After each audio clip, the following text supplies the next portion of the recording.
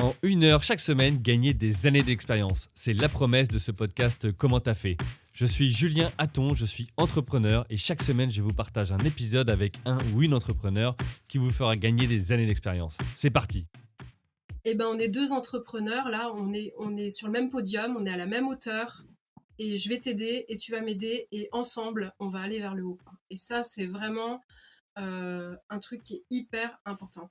Et tu vois, par exemple, je te parlais tout à l'heure de la valeur perçue des VA en Grande-Bretagne ou aux États-Unis. En Grande-Bretagne, c'est un métier qui est hyper développé. Il y en a énormément.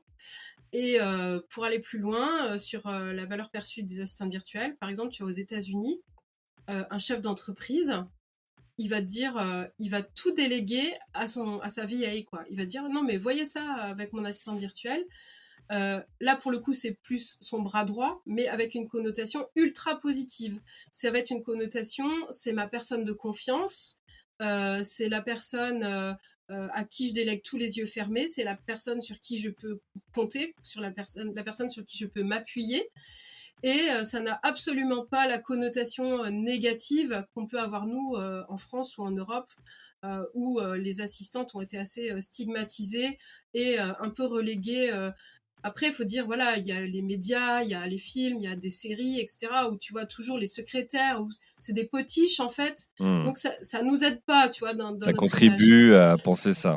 Voilà. Alors qu'en fait, le métier est aussi en train d'évoluer, parce qu'il y a de plus en plus de jeunes qui arrivent sur le marché. Et puis, les jeunes femmes, il y a même des jeunes hommes qui arrivent dans ce métier. Ils n'ont pas envie d'être considérés comme des plantes vertes ou comme des gens qui sont là pour faire le café. Ils ont envie d'être considérés pour leurs compétences et puis être bien considérés en tant qu'être humain. On n'est pas des paillassons, on n'est pas les souffres-douleurs des CEO énervés, tu vois. Donc voilà, c'est normal aussi que ça rehausse tout ça, quoi. C'est là où il y a peut-être un sujet autour de l'intitulé ou de l'appellation assistant virtuel, parce qu'on a l'impression Ouais, que virtuel, en fait, ça déshumanise au final. ouais, Et voilà, bon, ça peut peut-être, en tout cas, contribuer à la perception du poste ou de la oui, mission.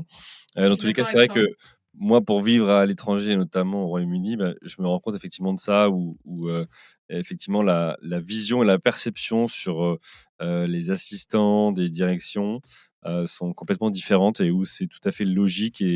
Et là où parfois la culture française peut nous renvoyer à bon, bah ok, il ou elle m'a envoyé vers son assistant ou son assistante, il me considère pas. Il y a aussi Mm. ça pour le client ou pour Oui, le contact. Au UK où là au contraire c'est bon bah, OK, c'est normal en fait on organise comme ça le meeting et puis le jour J la personne elle est bien là, installée et alignée dans son absolument. meeting pour avancer et sur le sujet en question.